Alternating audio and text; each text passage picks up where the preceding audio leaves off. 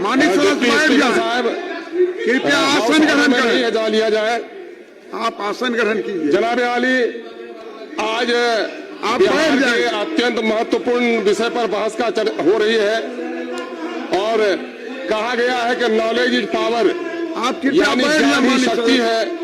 और इस वक्त बोल रहे हैं, मैं समझता हूं 20 साल पुरानी सरकार, जिनको काम करने के बहुत सारे मौके मिले, एजुकेशन के सेक्टर में इसने क्या किया है, आईने में अपनी तस्वीर देखनी चाहिए।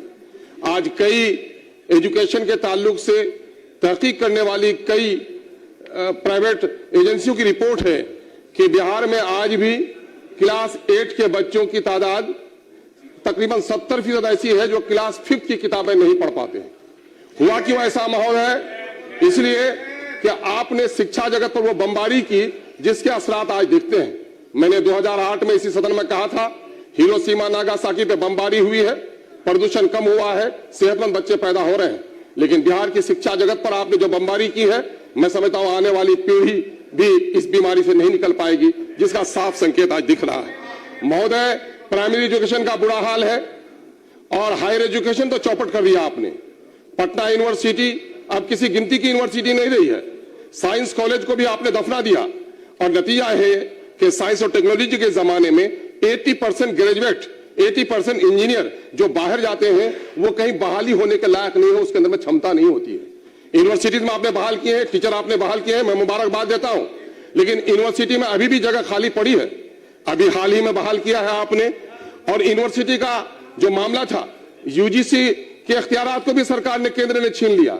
यूनिवर्सिटी का काम था एजुकेशन की मॉनिटरिंग करना, उनको डेवलपमेंट करना, उनका रिसर्च का काम करना। बिहार में रिसर्च की भी हालत खराब है महोदय। आज यूनिवर्सिटी में आज भी यूनिवर्सिटी एडहॉक चल रही है महोदय। माइनॉरिटी का एक भी वाइस चांसलर कहीं नहीं है महोदय। मगध जैसी बड़ी यूनिवर्सिटी और महजरूरक यूनिवर्सिटी में रूटीन वर्क हो रहे हैं महोदय। ये खेद का विषय है। इसके माने सरकार एजुकेशन के बारे में गंभीर नहीं है। खुदाबख्श लाइब्रेरी में जो एंशिएंट वर्ल्ड का पूरा वो है, एंशिएंट इंडिया का एक वो बहुत सारे वहां मखतूतात है, वहां पर उलूम मशरकी का मरकज है। वहां रवायती तौर पर कोई उर्दू और अरबी का स्कॉलर होता था, वहां से अरबी उर्दू के स्कॉलर को आपने खत्म कर दिया और वहां पर आपने संस्कृत के स्कॉलर को बहाल कर दिया। माइनॉरिटी एजुकेशन में आपकी इतनी दुश्मनी है कि उर्दू क्या मुसलमानों की जबान है? उर्दू प्रेमचंद की भाषा है, उर्दू गालिब की जबान है, उर्दू महेंद्र सिंह बेदी की जबान है और उर्दू पर आपने बमबारी की है।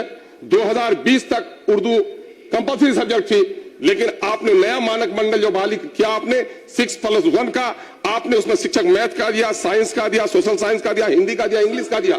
मेरे बच्चे हिंदी भी पढ़ेंगे, मेरे बच्चे हिंदी भी पढ़ेंगे, सर हाउस बोर्ड में मेरे बच्चे करेंगे, लेकिन मानक मंडल में 799 2020 के जरिए से उर्दू की खत्म कर दी गया। बिहार में दूसरी राजभाषा है उर्दू। उर्दू को जिंदा रहने देना है या नहीं देना है, फैसला करना पड़ेगा। स्कॉलर ने कहा है कि किसी भी कौम को मारना चाहो तो उसकी गर्दन पर तलवार मत चलाओ, उसकी मादरी जबान छीन लो। मादरी जबान क्यों छीनना चाहते हैं? बिहार की दूसरी राष्ट्रभाषा है, इस पर आप उर्दू को कंपल्सरी सब्जेक्ट लाइए। हिंदी भी पढ़ेंगे बच्चे, उर्दू भी पढ़ेंगे, आप उसको लाइए। मदरसों का हाल आपने बुरा कर रखा है। 2459+1 के 1637 में से 204 का पेपर जमा है, आप उसको तनख्वाह नहीं दे रहे हैं। 1128 में लेब है, कोई लेब टेक्नीशियन बहाल नहीं किया। 2 टीचर रिटायर हो गए हैं, उनकी अंतरराशि आपने नहीं दी। मदरसे बच्चे को मिड डे मील आप नहीं दे रहे हैं। तालीम मेंबर का जो टोला सेवक को ट्रांसफर कर दिया है, मेरा तो हाउस डिस्टर्ब रहा सर। तालीमी मेंबर को बात कर दिया। एएमयू सेंटर के लिए सरकार प्रस्ताव भेजे, बीएड कॉलेज और लॉ कॉलेज खोले जाए। माइनॉरिटी के हॉस्टल्स में जोकी में पुलिस का कब्जा है, कोचाधामन में बने हुए हैं, आज तक स्टार्ट नहीं हुआ है। सर ये कि हमारी हाई स्कूल को अपग्रेड किया जाए। सर ईद की छुट्टी सर, चांद पर ईद मनाते हैं हम सर, ईद के लिए एक दिन छुट्टी दीजिएगा सर। गया में कोई बहाल है सर, चांद आज निकला कि कल निकलेगा, वो कैसे करेगा? ईद की छुट्टी 2 दिन किया जाए महोदय।